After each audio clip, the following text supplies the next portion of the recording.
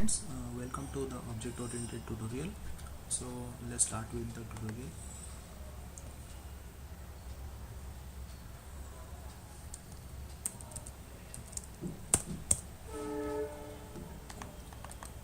So before starting the tutorial, the three things we need here: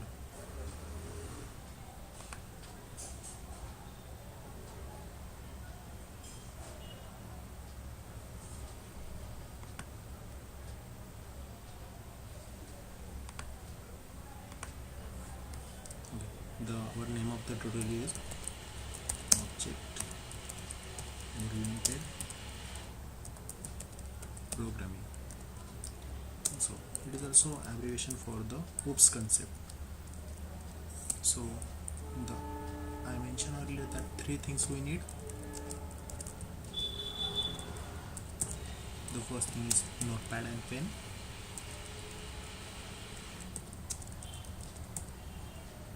Second one, patience. And third one, interest.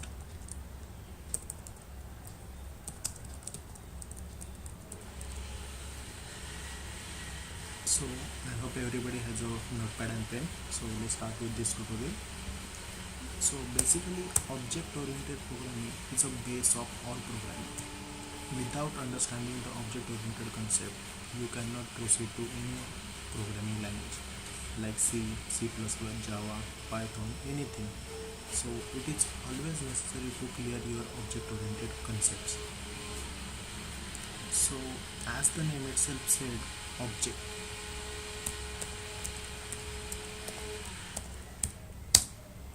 Whenever we talk about the object, that means anything around us, anything like start from your mobile, your laptop, pen, pencil, your bike, fan, table, anything is an object. Anything around you is considered as an object. So let's write here some example.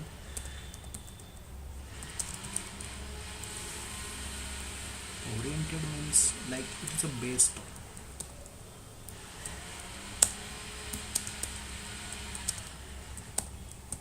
And programming means like everybody know how to write program by using those OOPS concept.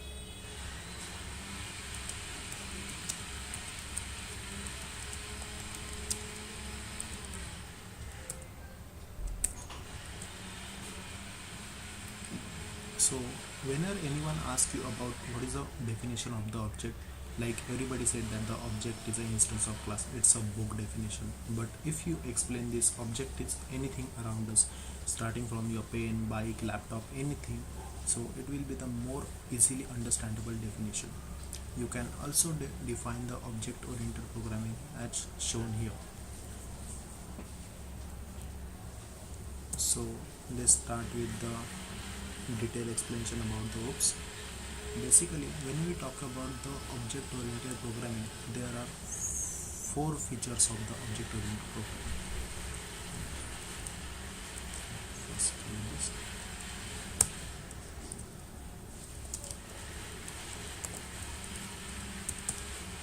the first one is abstraction. The second one is encapsulation.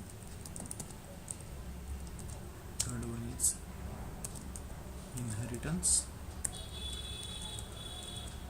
and fourth one is polymorphism. So we will discuss all the features later in the next tutorial. But before that, we clear over the concept of the object and the class. The two main important part of the object oriented programming is first one is class and second one is object.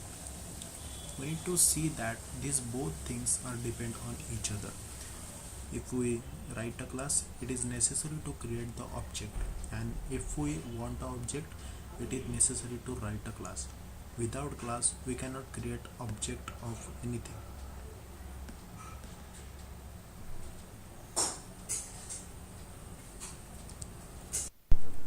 The basic definition of the class, you can say that it's a blueprint or it is a structure. We cannot say it's a structure because object oriented programming is based on the object and only class. So the basic definition of the class is, you can say it's a blueprint.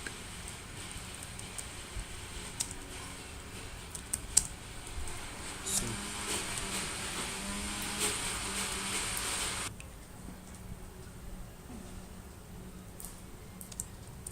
we can define variables and functions. So this is the basic definition of the class. So whenever anyone asks you about what is a class, you can clearly say that class is nothing but a blueprint which are helpful for defining the variables and the functions.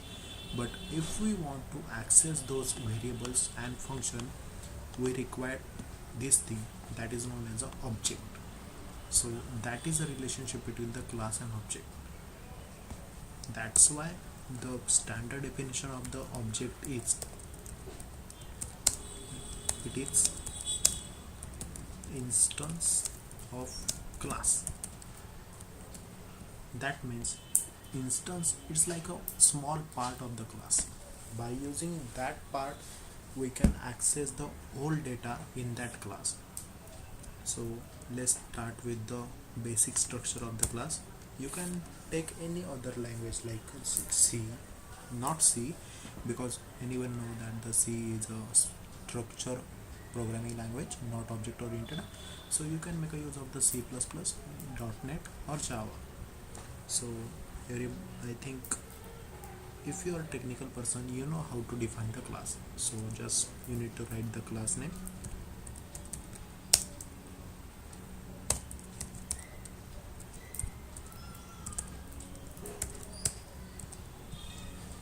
This is the basic structure of the class. If you want to write the body of the class, you can write here.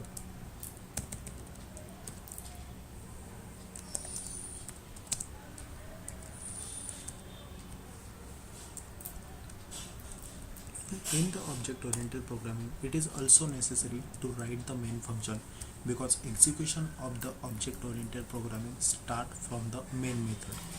So in the C++, you can directly write it as like void main, or in the Java you can write it public static void main. You can pass the parameter string.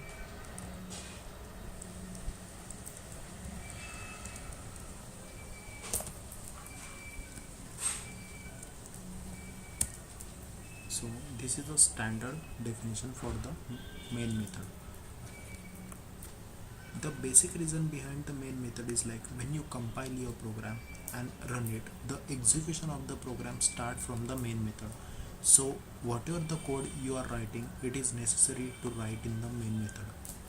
So if we declare lots of variable here, lots of method here, so it's the job of the main method to call that variable, call that methods, and for calling that method we require the main thing is like object.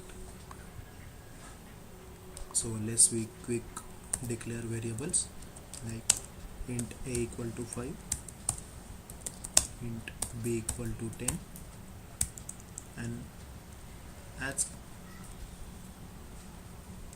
if you want to create the object of the class in the Java, there is a standard syntax for is hello world, that is a class name. You can write any reference, HW equal to new keywords. This keyword is used for the creating the new object. Whenever you use new keyword, that means it create a new object. And again class name.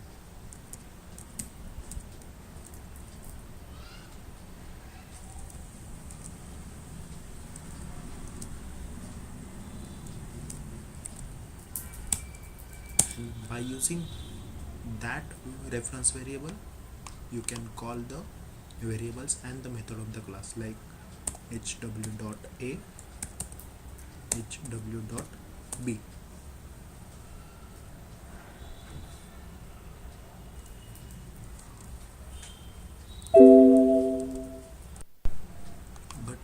by calling this variable, it does not mean that it will print those variable.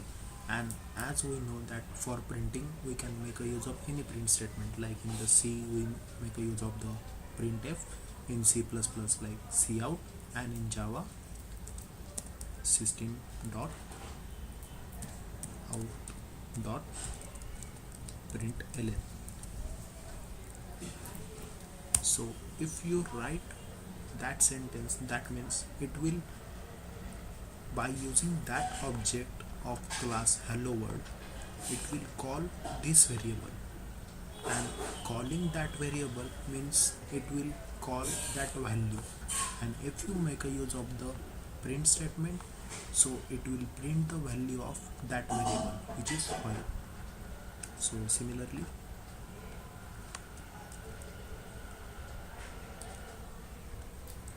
we can call the value of b also, so it will print 5 and 10. If you want to append any sentence, you can put in here double quotes, value of a is, and after double quotes, if you are printing any value, or if you are separating two fields, that this one is a first field and this one is a second field, if you are separating two fields, you always need to write the plus sign. See, that is a way to write the plus sign. Similarly, you can write it here for the value of b. But if you want to write both value in the only one sentence, you can write it as value of a and b is like hw dot a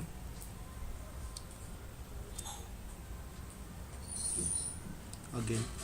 If you are separating the field, write the plus sign, double quotes, give some space so that it will get separated, again plus sign, and call that variable hw dot b.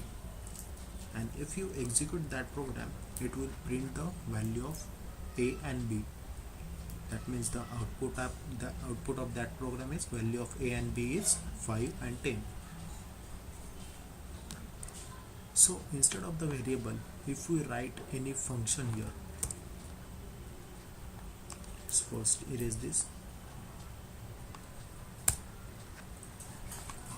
Let's write one function, public void display, and in that display method I write one sentence, system dot out dot println hello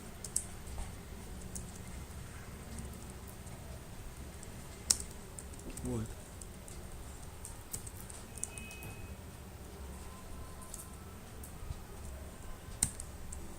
Now this function is belong to the class hello world. If you want to call that function, you need to first create the object of that class, which we created here, hello world hw equal to new hello world, and simply by using hw dot display. So let's see the working here. After creating the object, we call the display method. That means the control is goes to that display method and it execute those methods. So how many methods we call is depend on the how many methods we write in the class. So like I write here hw dot display 1 or display. So this method is called 2 times. The first time the control goes here, it will print those statement. Again second time the control again goes here, it will print this statement again. That means the output of this code is hello world and hello world. It will print 2 times. Also, we can define the number of methods here which are in the different format, which contains some different number of the data, different types of data, and we can call those methods by using the object. So that is a basic relationship between the object and the class. So till now we learn in the object oriented programming is like object, that is a definition of the object, class, relationship between class and object,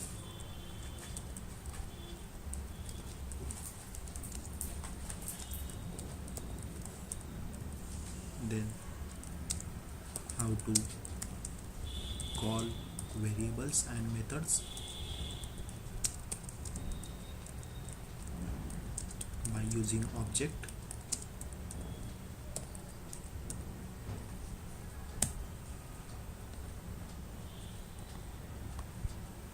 So we learn this part, but whenever we talk about the object, there is also one scenario you need to consider.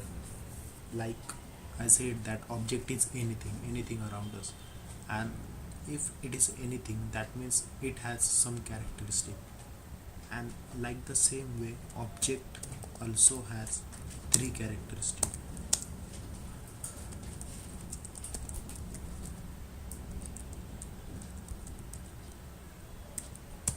The first one is state, second one is type, and third one is behavior.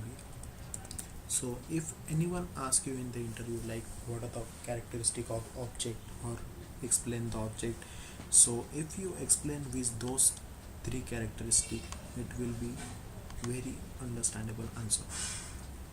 So like let us take the example of one object. Suppose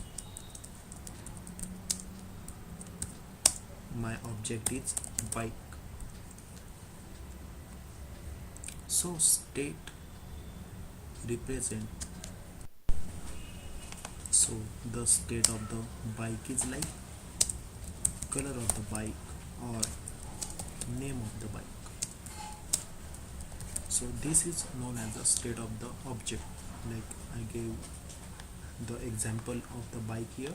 So similarly, type, that means it's a particular identifier, or it's also, we can also say that it's a identity. That means we can recognize the type of object or the particular object. Like for my bike, suppose my bike is MZ. So this is known as a type. So behavior, as the name itself says, behavior means like the functionality of the object, what that object do.